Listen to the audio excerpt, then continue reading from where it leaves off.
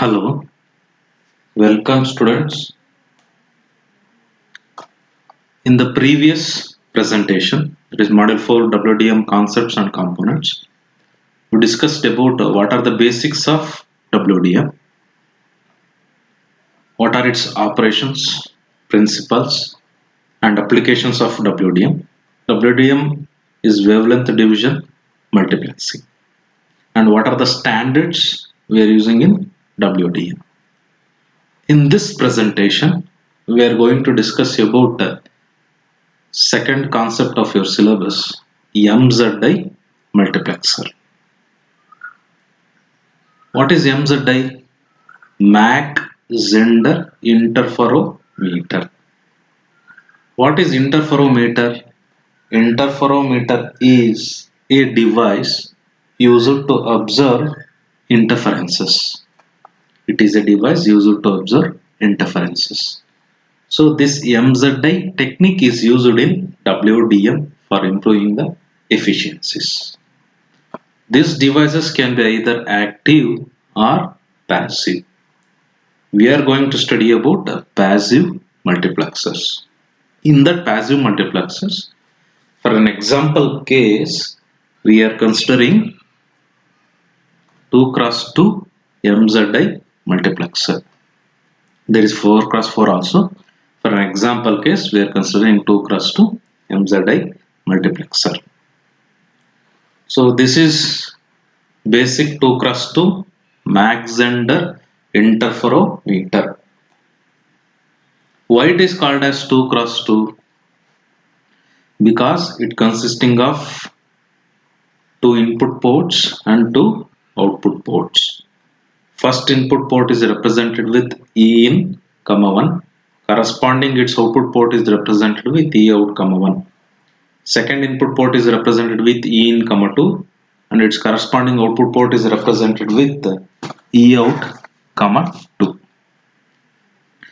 This basic 2 cross 2 Mach Zehnder interferometer is divided into 3 stages. A 3 dB directional coupler, which splits the input signal. Here, which split the input signal, that is called as first stage. That's why it is called as 3 dB splitter, and its length is represented with T. The second stage is center section. In center section, you observe the path of these two. We are calling it as waveguide 1 and waveguide 2. We can interchange this also, no problem. The waveguide 1, the path is represented with L. The waveguide 2, the path is represented with L plus delta L. You observe the path is increased by the length delta L. So due to this increasing path delta L, we are getting phase differences in center region of MZI multiplexer. So due to the increase length delta L, we are getting the phase differences. So the center region is called as phase shifter. And the third stage is 3 dB combiner. Whatever the splitted signal is there, it will be combined and given to the output port. So it is called as 3 dB combiner. This is the third stage. And its length is also represented with D. Here, what is important is, this is important. What is delta L? Delta is the length increased delta L. It is the length increased for second waveguide. So the total length of this second waveguide is L plus delta L. Here it is straight line, the path, so the length will be L. So we are going to derive an equation of MZI. So what is delta L? We are going to find out. This is the derivation which you are having in syllabus. This is very important. 100% it will be asked in examination. So what we need to find out? We need to find out what is delta L. We are going to derive what is delta L. Why this section is called as phase shifter? Due to the length difference delta L, we are getting the phase difference between these two arms. So that's why the center section is called as phase shifter. So this is the same explanation we can give. We can go through the explanation. Now we are going to derive that. So observe what is the length of couplers, 3 dB splitter and combiner. It will be length is distance is d. So the propagation matrix means representative m, which matrix we are considering, coupler matrix. So m coupler of length d is given by cos k into d, j sin k into d, j sin k into d, cos k into d. This is equation 1. Why it is considered 2 cross 2? Because we are considering 2 cross 2 MZI multiplexer. We consider 2 cross 2 matrix because of 2 cross 2 MZI multiplexer. Here imaginary part is represented with sin and the real part is represented with the cos. Here K is coupling coefficient, D is the length of the coupler. When you are considering 3 dB coupler, so whatever the power is there, it will be equally divided. So 2 K into D is equal to pi by 2. Total power pi. So pi by 2 equally divided. So K into D is equal to pi by 4. It will become pi by 4. Substituting this K into D is equal to pi by 4 in equation 1. Then equation 1 will be reduced to M coupler is equal to cos of pi by 4, J sin of pi by 4, J sin of pi by 4, cos of pi by 4. Here you need to consider radians. Cos of pi by 4 in radians it will be equal to 1 by root 2. Similarly, J sin of pi by 4 in radians will become 1 by root 2. Substituting in equation 3, then it will be reduced to 1 by root 2 into J of 1 by root 2, J into 1 by root 2 into 1 by root 2. Now observe what is the common term. The common term is 1 by root 2. So take that common term outside, 1 by root 2. Then equation 4 will be simplified to M coupler is equal to 1 by root 2, 1, J, J and 1.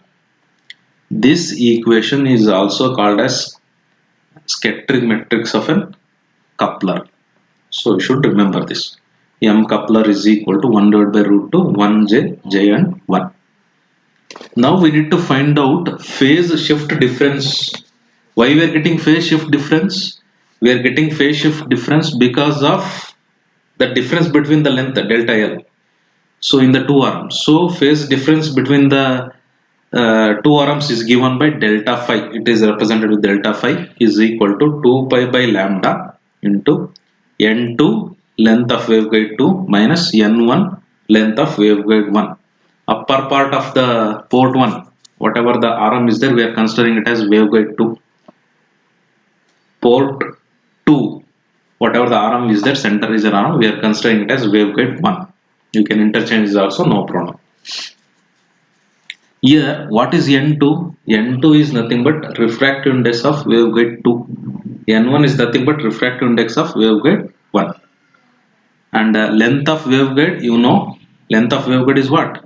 Length of waveguide, so we consider this as waveguide 2. We consider this as waveguide 1. So length of waveguide 2 is L plus lambda L and length of waveguide 1 is L. So you replace length of waveguide 2 and 1 in this equation, we get delta phi is equal to 2 pi by lambda n2 L plus delta L minus n1 into L.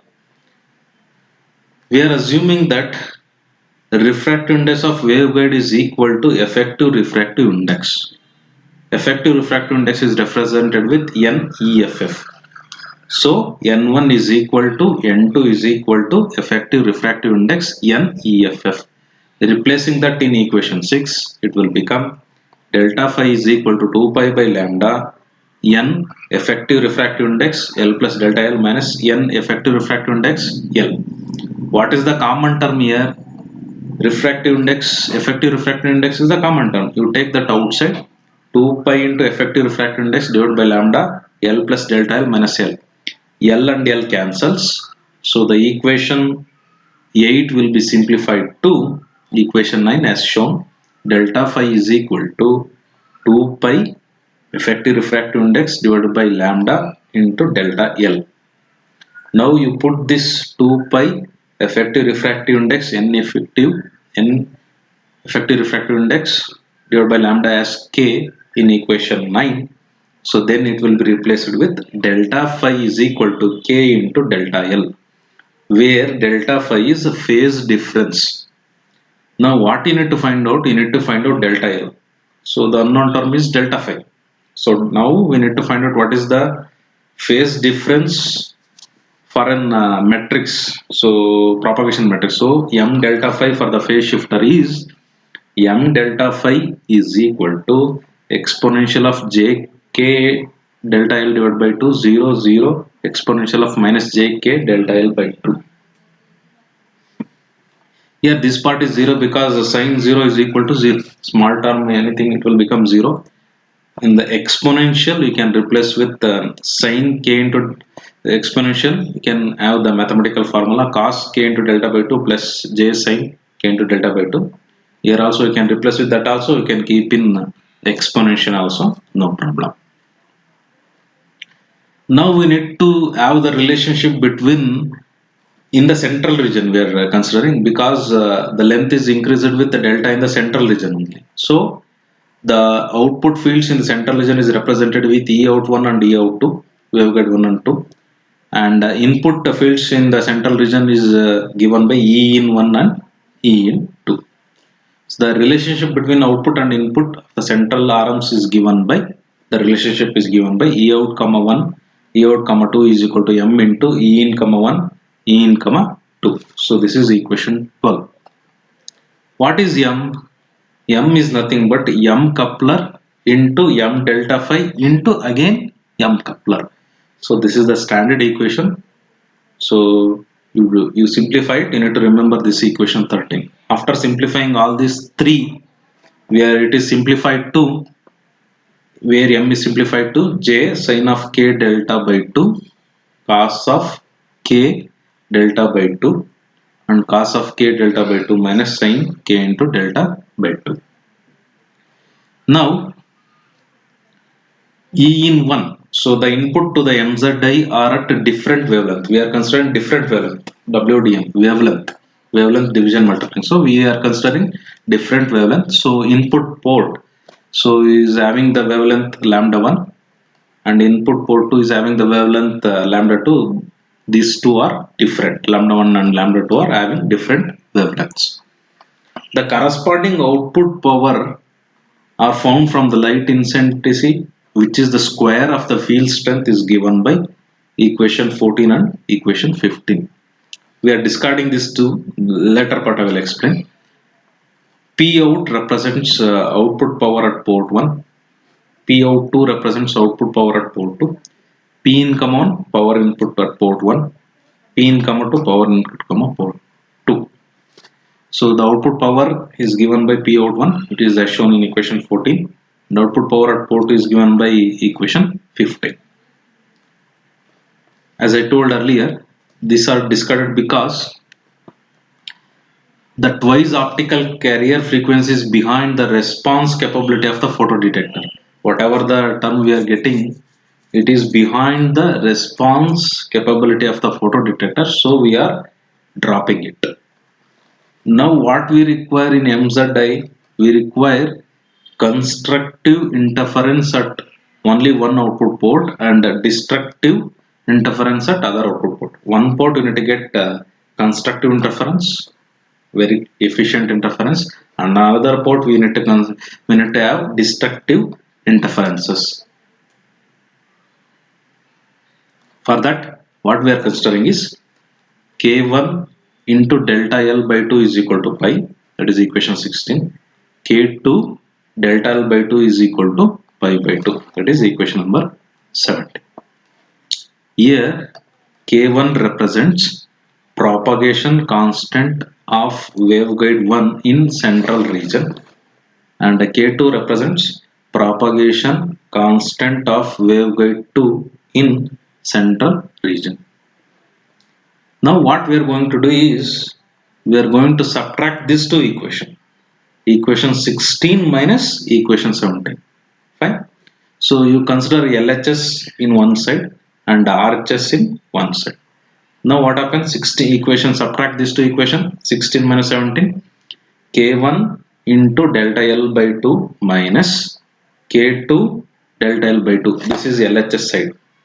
That is equal to, now RHS side, pi minus pi by 2. Now what is the common term we are having? Delta L by 2 is common term we are having in LHS, left hand side equation. So you take that common term, what happen? Delta L by 2 you take common term outside, then it will be K1 minus K2, that is equal to, right hand side will be pi minus pi by 2, that is equation 18. Now we need to simplify this equation. Now you consider RHS of equation 18. Pi minus pi by 2, it will become, you simplify 2 pi minus pi by 2, it will become pi by 2. And here this 2 is there, 2 cancel, so it will become pi. RHS will be reduced to 5. After simplifying equation 18, right hand side it will become pi. And we know that k is equal to 2 pi by lambda 1 into n1 and k2 is equal to 2 pi lambda 2 into n2. Substituting in equation 18, so the equation 18 will be simplified to delta L 2 pi lambda 1 into n1 minus 2 pi lambda 2 into n2, where lambda 1 is wavelength of port 1, wavelength of port 2, and n1 is refractive index of wavelength 1, waveguide 1, and refractive index of waveguide 2. And already we know that refractive index of n1 and n2 is equal to effective refractive index given by n effective, NEF. So replace that in equation 19. So when you replace that in equation 19, it will become delta L 2 pi divided by lambda 1 into n effective minus 2 pi divided by lambda 2 into n effective is equal to pi. Now what is the common term? 2 pi is common term. N effective is common term. You take that outside, then equation 19 will be simplified to delta L n effective into 2 pi 1 divided by lambda 1 minus 1 divided by lambda 2, that is equal to pi. You put this 2 pi to right hand side. So then equation 20 will be reduced to delta L effective refractive index into 1 divided by lambda 1 minus 1 divided by lambda 2, that is equal to, now right hand side, pi divided by 2 pi. Now we know that c is equal to lambda into v. What is c? Speed of light. What is v? Carrier frequency. In some textbook it is replaced with f also, no problem. You can use any one, either f or v. I am using v. But what I require, lambda 1 I require. We know c is equal to lambda into v, but what I require, lambda require. Lambda is equal to c by v. Since we are having lambda 1 is equal to c divided by v1 and lambda 2 is equal to c divided by v2, where c is speed of light and v is carrier frequency.